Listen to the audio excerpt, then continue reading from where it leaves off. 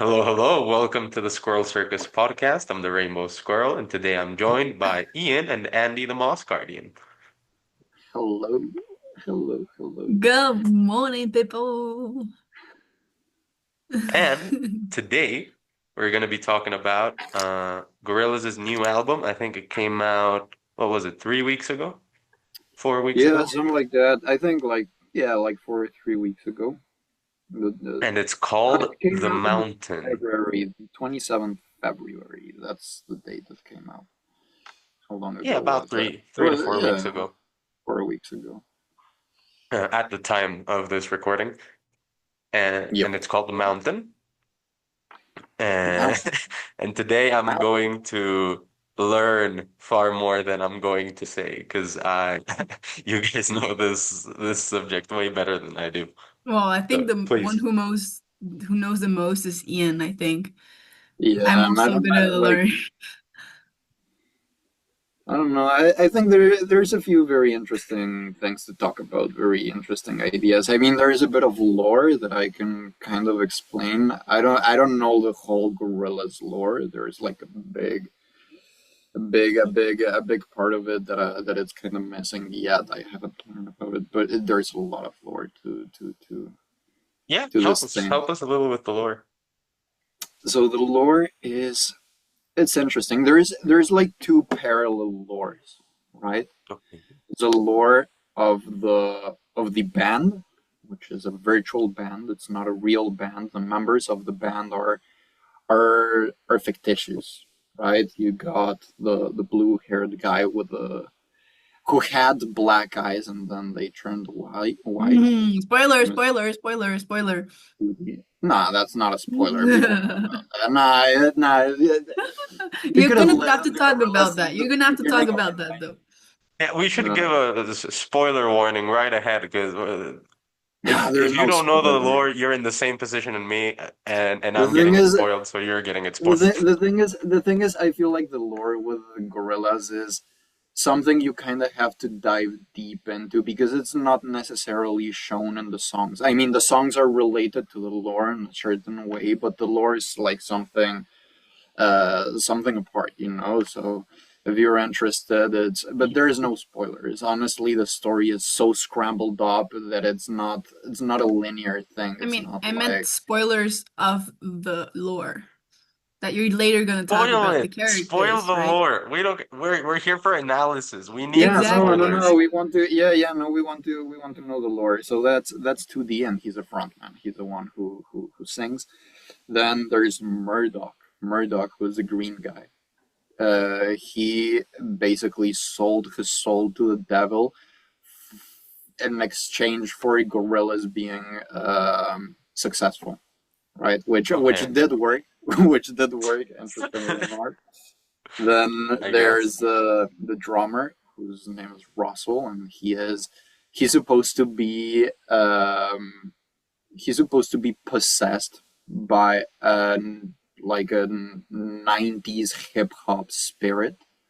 So he's like this big rapper dude who doesn't rap, he just plays the drums and very funny stuff. And then there's Noodle, who's the supposed guitarist, and she came from Japan in a FedEx box into the studio, and she just came out and she knew how to play guitar. So it's funny lore. So there's this one side of the lore which is like the manufactured lore and the fictitious lore, and then there's the lore of the people who are creating this, and Right. it's two people, right? It's the musical mind and the creative mind. So the musical mind, his name is Damon Albarn. Albarn. Albarn. I don't know how to pronounce Barn. his name. He I think it's always all gets barn. mad, and then it's Albarn. He used to be the front man from Blur, right? So Okay. Blur kind of dissolved, and he ended up living with this guy whose name is Jamie Hewlett, who used to be, well, he was an illustrator, and he was the creator, he was the founder of this one very popular comic book series back in the I think it was back in the 80s, I think it's Tank Girl, which was like this very hardcore girl who had like a like a like a mutant kangaroo boyfriend, and he a very creative mind, and he also had like a bad experience with the development of his creative career. So they both ended up living together, kind of in a state of idleness, and they would just watch MTV like all day long.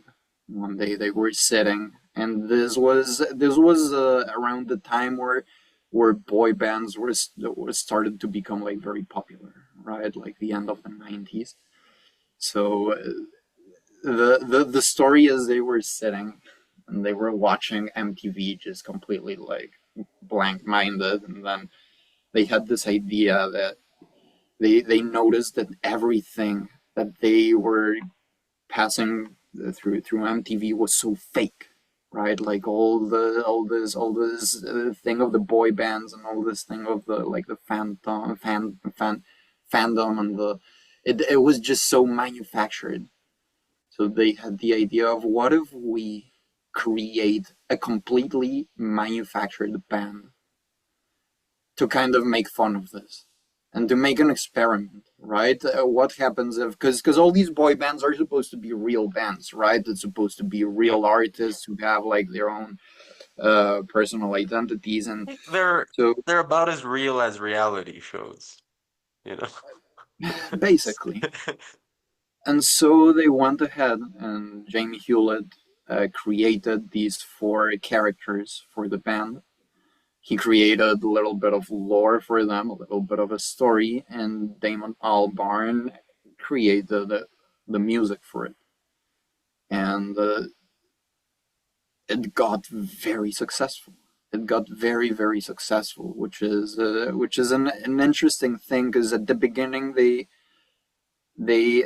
wanted to kind of maintain themselves incognito behind the fake band, right? They didn't want to expose themselves to the music industry as it was at the moment, right? And kind of stay behind uh these fake band members and kind of just make it as manufactured as possible and create this as crazy a story as possible to kind of, and it really had a lot of success. The first album was the Gorillaz album, the self-titled Gorillaz album, and well, they since then they have been dropping music and making videos and creating lore. And I'm not gonna go through the whole lore because it's massive. They have Yeah, it like would take too long.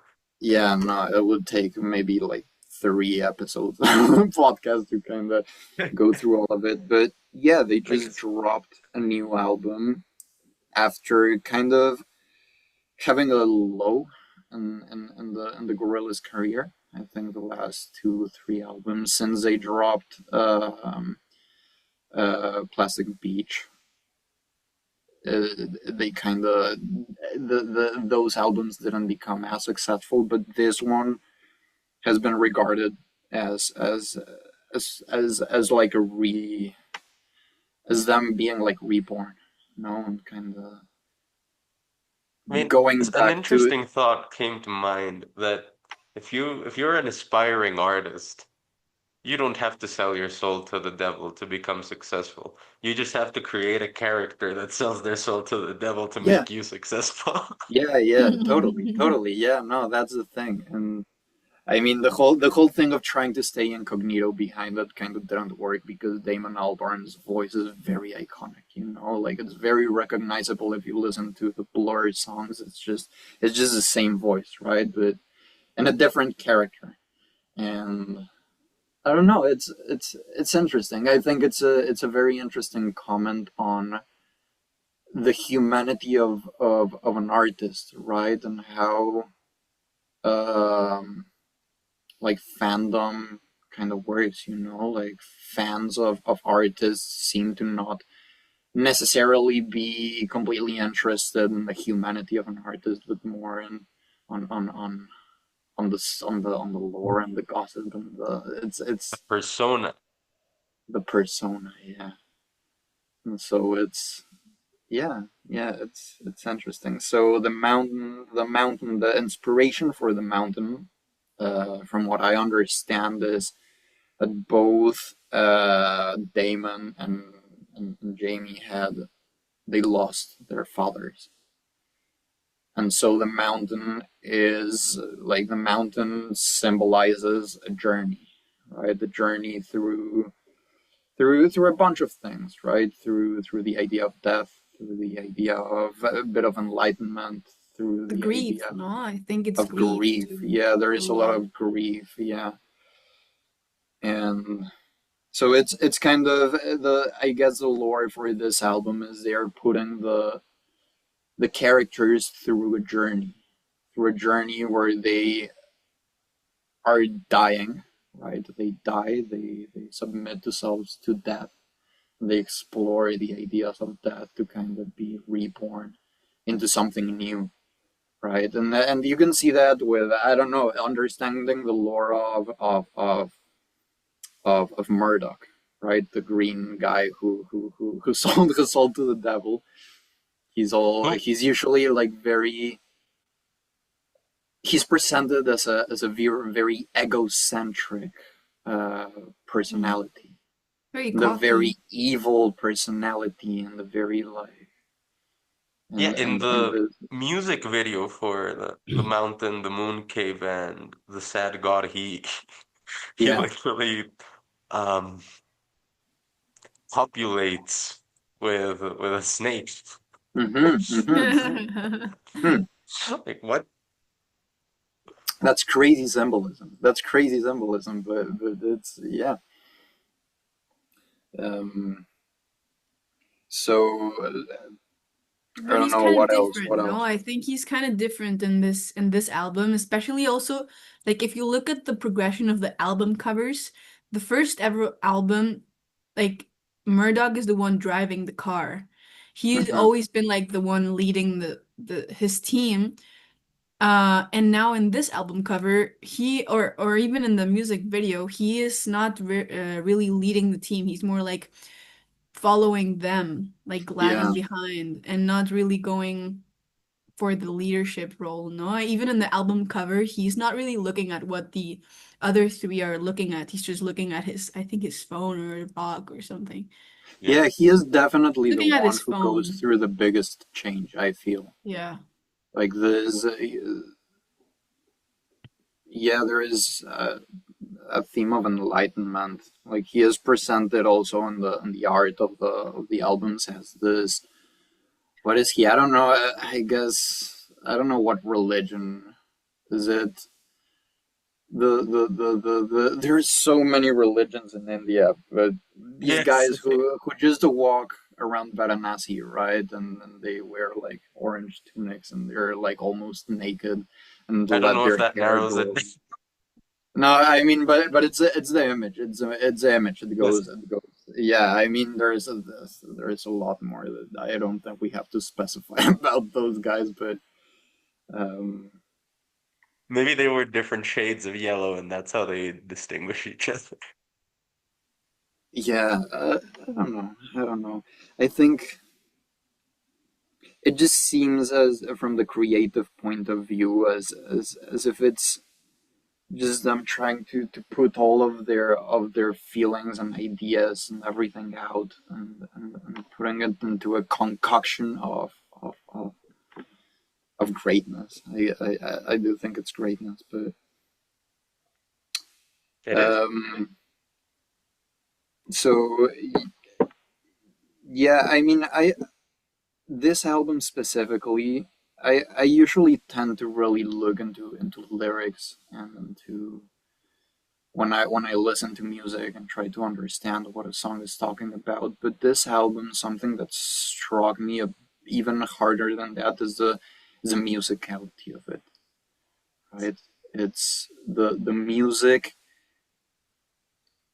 It's incredible to me how they can maintain like a concept. Right? There is a concept. All of the music have all of the songs have like this one concept that they share, but still there is so much variety in sound and so much variety in it's the cultural exchange that this album is, right? You have they're singing in Hindi. There is a song that is in Spanish. There is a song that is in I don't I don't know I don't know what languages in total there are in the whole album, but It's amazing, it's yeah. very And cool. also It's like very the variety in instruments, no? They went to India and they had this trip where they went to these musicians, Indian musicians, right? To record their instruments in India, right? yeah. It's nothing like not made of a computer. It's recorded live there, no, in the studio Hmm. of India.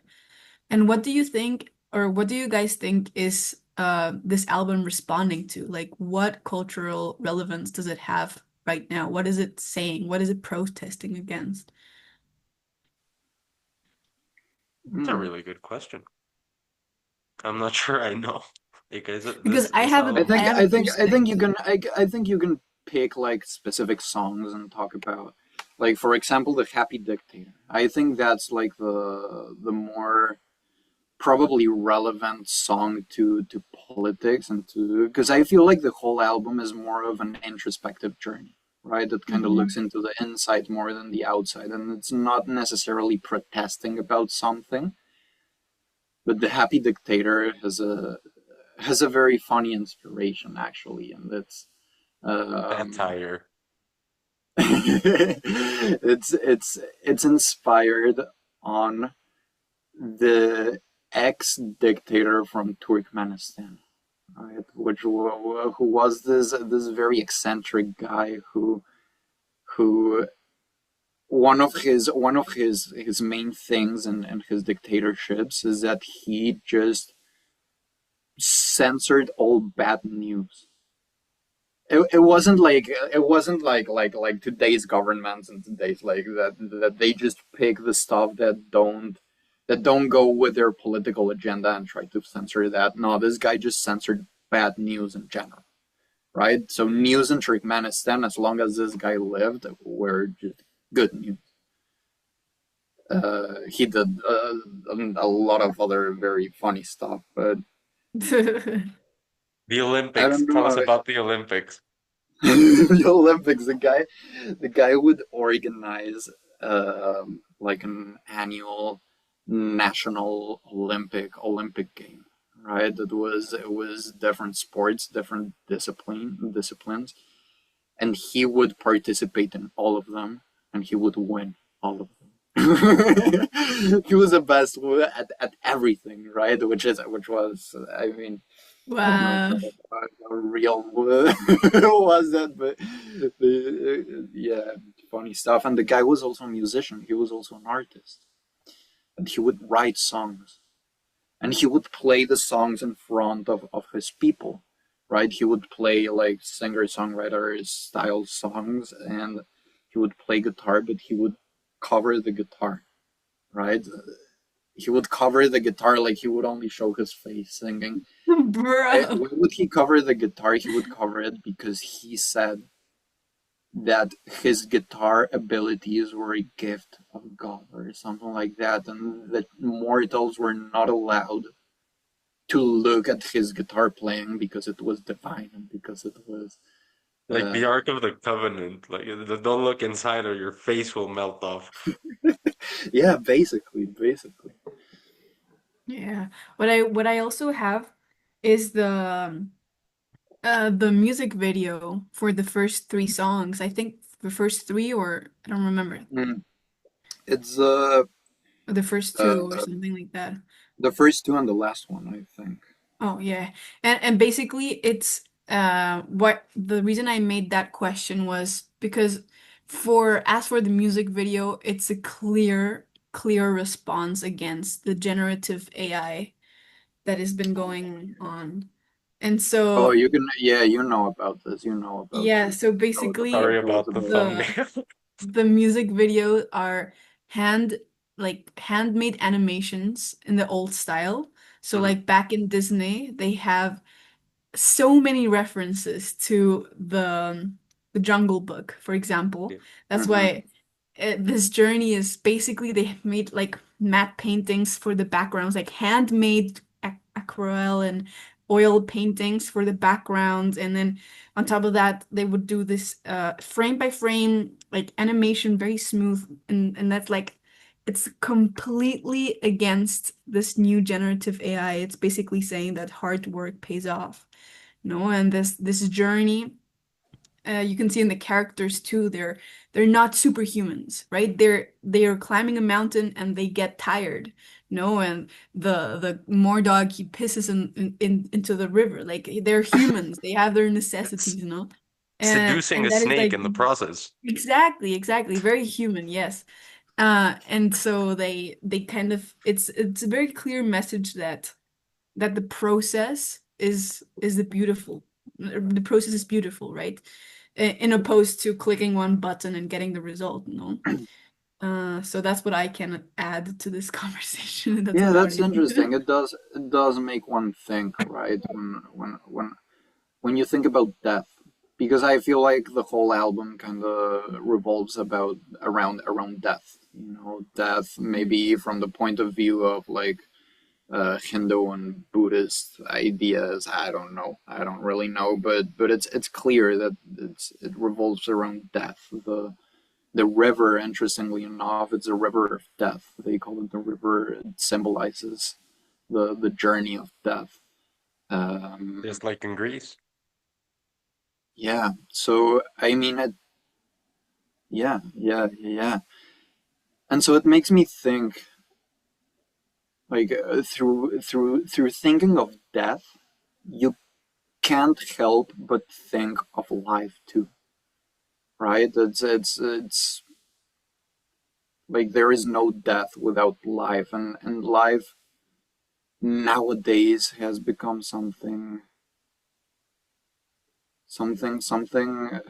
I mean, it has become something, right? It has become, I guess, how much time do we spend nowadays just stuck in the virtual world, right? And in the virtual reality, right? How much does that respond to life, to the gift of life? How Hmm. much of our current lifestyles, because I feel like the majority of us nowadays have like an actual addiction, and we are actually trapped in not being able to leave the virtual world. We just live in there. True. And what's a life like that? When you get to the point of death and you look back into life like that, how would that feel? Right? I'm young. I am not yet ready to think about how the last moments of life would feel looking back into what my whole life has been. But I do feel like if I was in my deathbed and I thought about the amount of time I just spent living the life of someone else by scrolling and seeing what other people are doing instead of getting up and actually do shit myself. Would that lead me to regret? Would that lead me to a fear of dying? Would that lead me to dying in fear of not having lived life as God intended me to live life, or as whatever put me in life intended me to live life like? I don't know. I don't know. I don't know if this is something Damon Albarn and Jamie Hewitt were thinking about when they wrote the album, but it definitely Definitely. I mean, I do think strikes at that least idea. subconsciously, at Yeah. least subconsciously, it's a very beautiful album, and I think it resonates a lot with artists and specifically, right? And not only because of the music video, the artist's soul, I think, no? And also the amount of collaborators that there's. there Hmm. is in the album present. Like, can you talk And about big that? ones, big collaborators. We have international collaborators, and I feel like there is a one key collaborator in this album that is very much probably the bearer of the whole idea of like the Indian theme to the music of it, and this collaborator is Anushka Shankar. Anushka Shankar is she is the daughter of Ravi Shankar. Ravi Shankar was, if I am not mistaken, he was definitely the reason we the reason popular music has incorporated Indian instruments and has incorporated the sitar and has incorporated all this Indian musicology into the scene. Uh, the kind of the story is that George Harrison, the guitarist from the Beatles, went to India in a retreat, like in a spiritual retreat, and the same way Damon Albarn and Jamie Hewitt did before writing this album. And he came across Ravi Shankar, which was one of the more important Indian composers at the time. And he begged him to teach him how to play the sitar, and he begged him to teach him the Indian music theory. Mm. And then he came back and he introduced the sitar into songs with the Beatles. Right?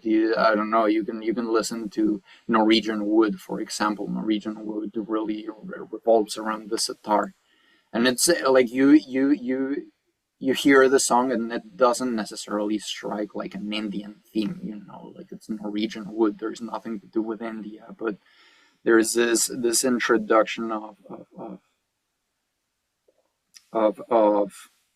kind of taking from one place and putting into the other, and that I don't know if there was enough of a line shown on that.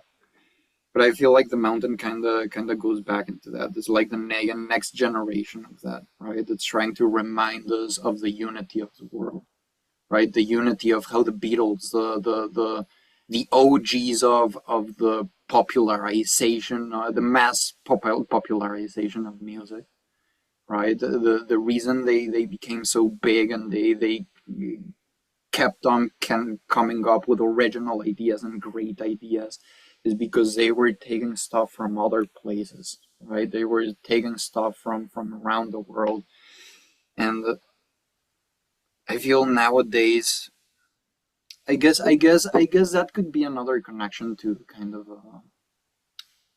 a protest theme in this album.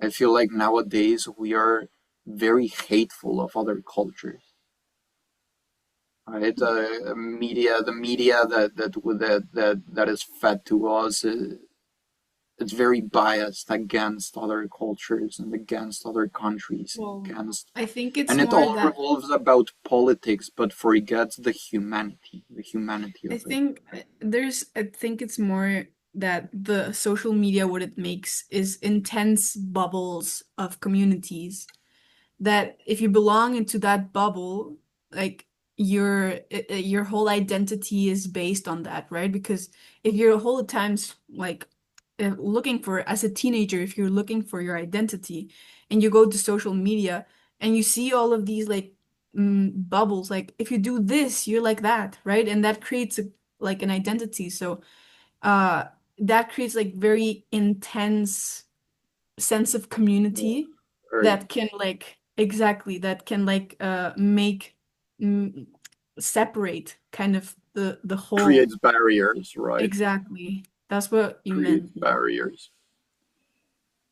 And yeah, I guess that's the way the algorithm works. It's whatever Mm-hmm. you think about and whatever you believe, it would just amplify it because it would just Mm-hmm. grab that and feed you that and forget the rest Mm-hmm. of I too everything else.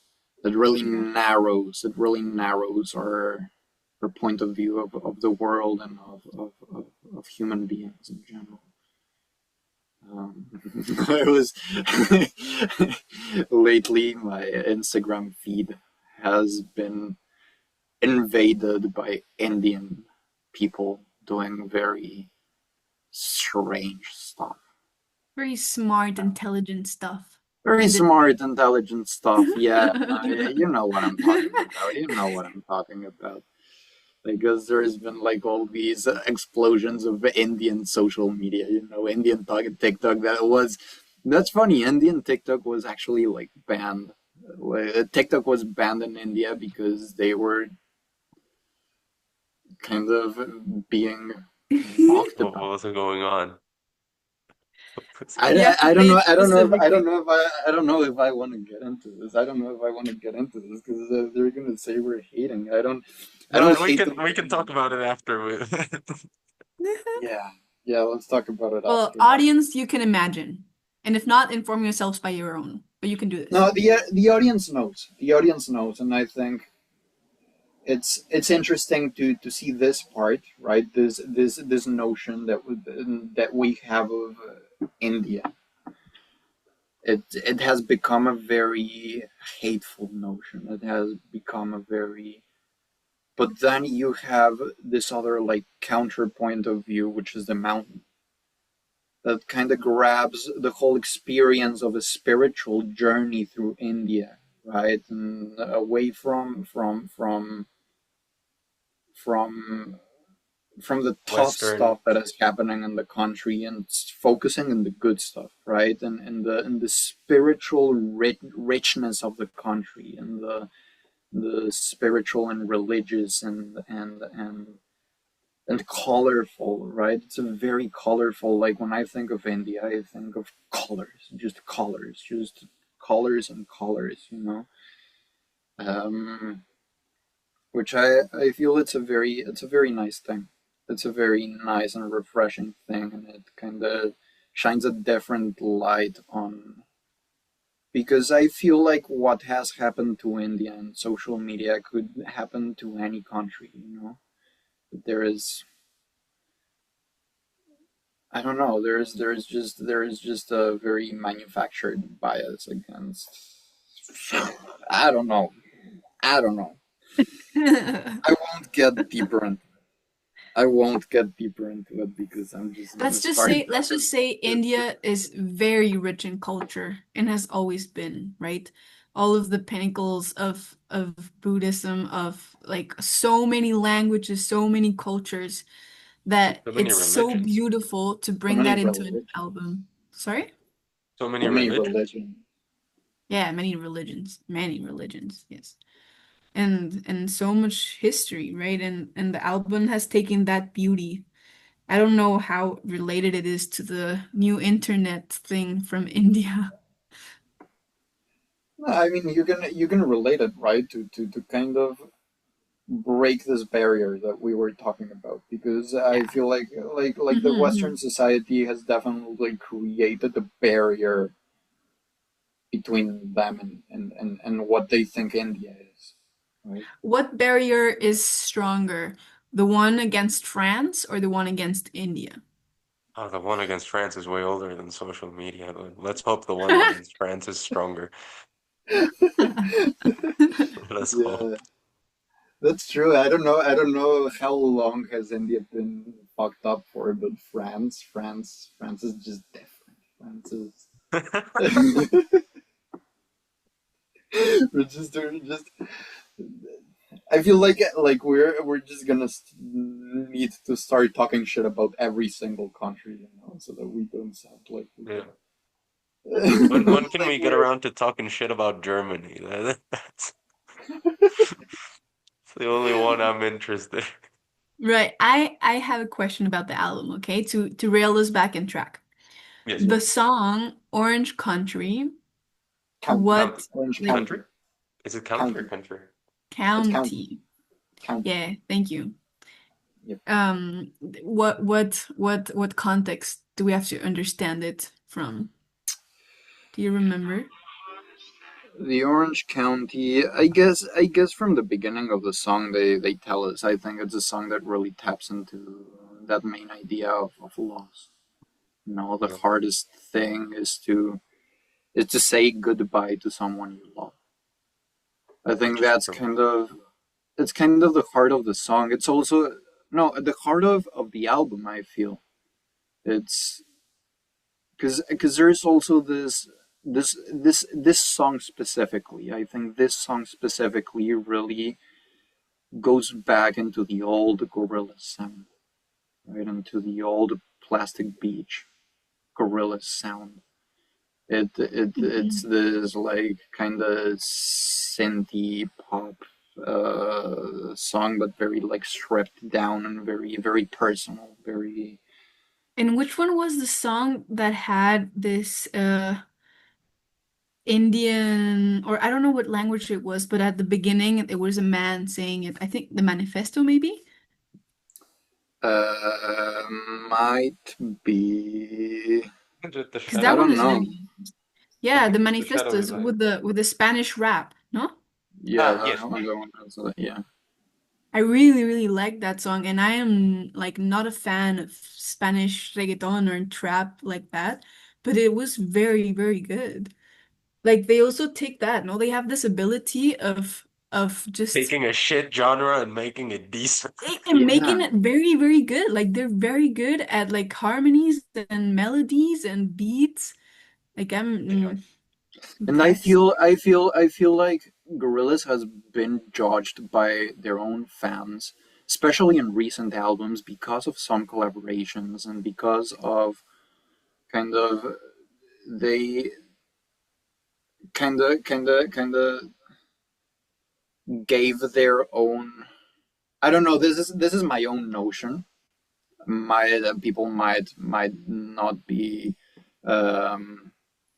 might not agree with me, but I feel like I don't know, in past albums, for example, in the Cracker Island album, he collaborated with Bad Bunny, right? And Oh, there is this whole massive thing against Bad Bunny, especially the people who have been with Gorillaz since the beginning and understand what Gorillaz stands for. Right? It's Mhm. I feel like Bad Bunny has like nowadays and for a while has been like the pinnacle of manufactured uh kind of manufactured control of the mass into listening to one specific thing and trying to trap the audience in one thing and not letting it go and I feel like the thing is in this case, I don't know if that's the case with Trueno, which is the rapper who sings this, because yeah, Trueno comes from like from an urban background. He does urban music, and there's like this. He does use like reggaeton. I don't know. I just haven't listened enough to Trueno's music to really be able to say. But the Mhm. lyrics he puts into his rap are very beautiful. I think they're very beautiful, and they do Yeah. drift away Yeah, from I the whole find like idea they behind the genre he originally comes from. I think yeah, and I feel like this tells us that the musicians behind it, they don't have this stigma, right? The prejudice of what this music symbolizes for the industry, right? They don't steer away from it. The same as they didn't steer away from creating this band. They created the band to mock the industry, right? And I don't know if they're doing the same with the industry of reggaeton and trap. Like that's what I was it asking. seems to me. I think that's what I wanted to like come to. It seems to me like the last few albums kind of were them entregándose, giving themselves into the industry and kind of Okay. leaving behind that idea of the manufactured band, of the fake band, the the Mm. mocking the industry behind, like Which from within the industry, right? They kind of forgot that a little bit, and now like they're kind of coming back to it in a way. I don't know. I don't know. strangely enough, that aligns very much with the common idea in Indian traditions about ego death. The band starts with this very egoistic person that sells their soul to Satan for success Hmm. and is a leader. And now in the mountain, that is the most reluctant person to go upon the journey that requires of him an ego death. He's the last to jump Hmm. off the boat. Yeah. And he stumbles. He doesn't go willingly. He stumbles and falls because the guy on the boat, like the one who was steering them on the lake, he had a creepy smile, and that's why he just exactly. So imagine what that Yeah. symbolizes. Like, In the moon cave specifically, I think yeah. there is a line that really taps into that, and it's that you must wash all your perfume from your body, right?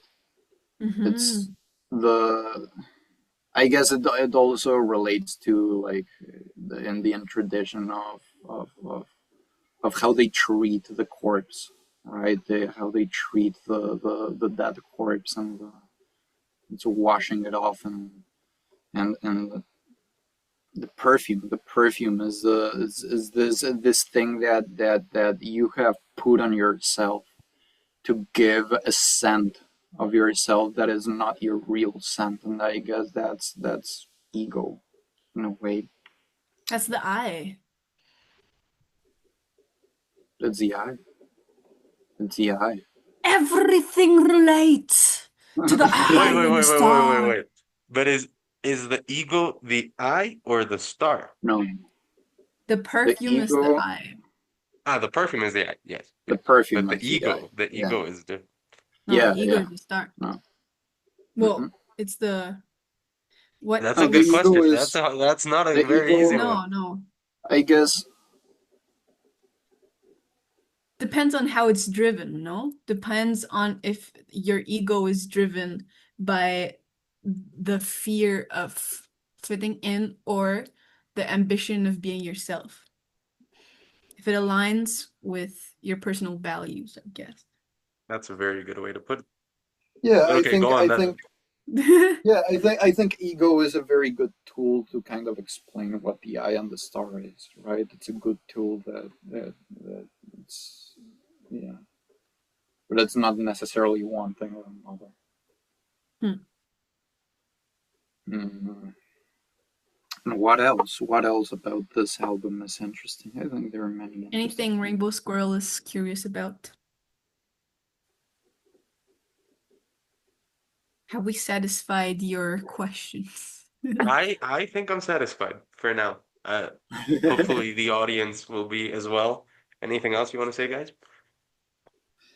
um, Watch the video. The video is yeah. awesome. It Support is. the artists. Support the Oh, artists. and I want to brag that tomorrow, literally Oh tomorrow, no! the 25th, I'm going to the Gorillaz concert, the mountain tour. So I'm actually gonna watch them live tomorrow, and I'm very excited about that.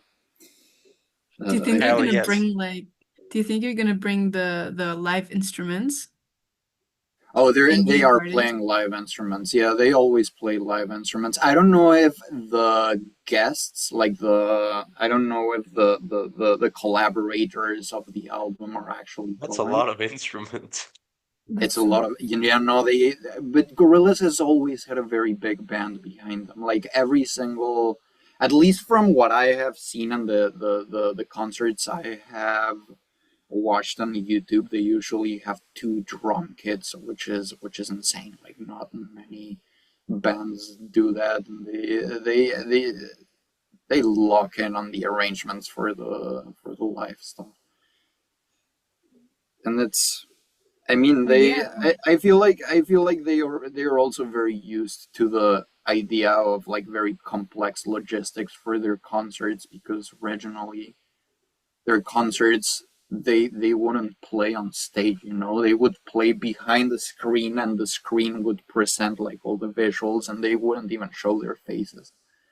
And which was crazy stuff, because it's, you have to play live, and you have to be able to synchronize everything you're playing with the visuals without being able to actually look at the visuals from the point of view of the audience. And they're actually amazing, crazy geniuses.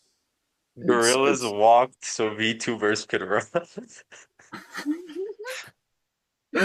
I'm so sorry. yeah, basically. Well, Just we'll make have a sure to lot of post this fun. after tomorrow so no one tracks you to the concert. And make sure to go like Gorillaz' video. We will link it in the description. And make sure to like this video and subscribe. Bye Bye bye. bye.